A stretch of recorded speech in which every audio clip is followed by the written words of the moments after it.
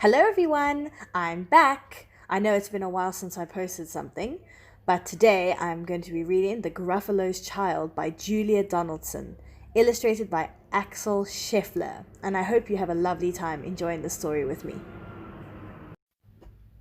The Gruffalo said that no Gruffalo should ever set foot in the deep, dark wood.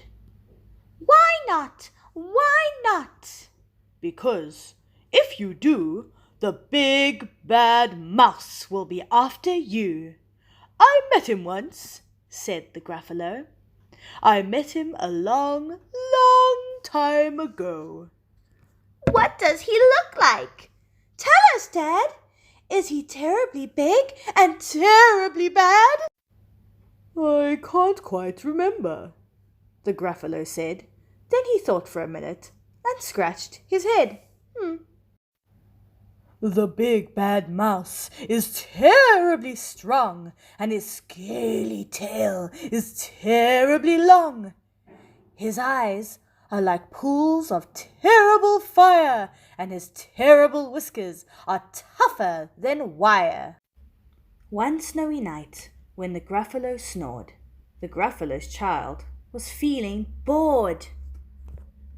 The Gruffalo's child was feeling brave.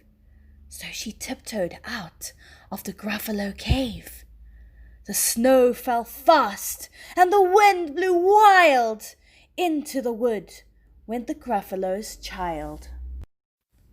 Aha! Ho-ho! A trail in the snow.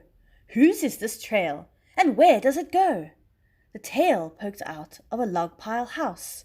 Could this be the tail of the big bad mouse? Out slid the creature. His eyes were small, and he didn't have whiskers. No, none at all. You're not the mouse. Not I, said the snake. He's down by the lake, eating Gruffalo cake. Sss. The snow fell fast, and the wind blew wild. I'm not scared, said the Gruffalo's child. Aha! Aho! Marks in the snow. Whose are these claw marks? Where do they go?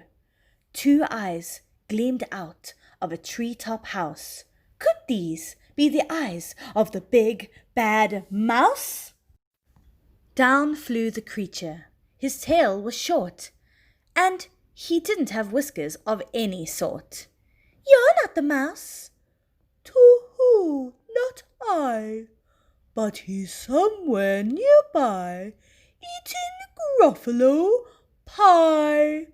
Hoo, hoo. The snow fell fast, and the wind blew wild. I am not scared, said the Gruffalo's child. Aha! Aho! A track in the snow. Whose is this track, and where does it go? Whiskers at last, and an underground house. Could this be the home of the big bad mouse? Out slunk the creature. His eyes weren't fiery. His tail wasn't scaly. His whiskers weren't wiry. You're not the mouse. Oh no, not me. He's under a tree drinking Gruffalo tea. It's all the trick, said the Gruffalo's child, as she sat on a stump where the snow lay piled. I don't believe in the big bad mouse. But here comes a little one, out of his house. Not big, not bad, but a mouse at least. You'll taste so good as a midnight feast.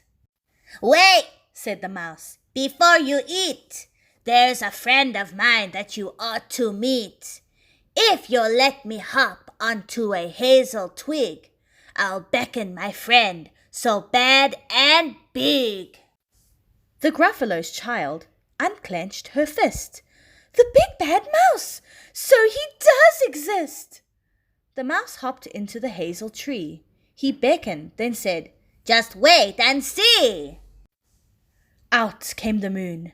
It was bright and round, A terrible shadow fell onto the ground.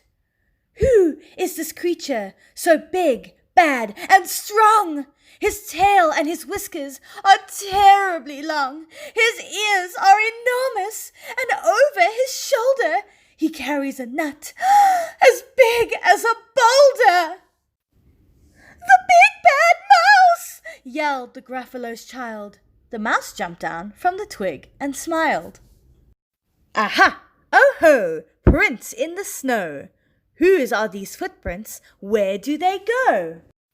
The footprints led to the Gruffalo cave, where the Gruffalo's child was a bit less brave. The Gruffalo's child was a bit less bored, and the Gruffalo snored and snored and snored. And that was The Gruffalo's Child by Julia Donaldson. I really hope you enjoyed listening to the story. It's one of my favorites.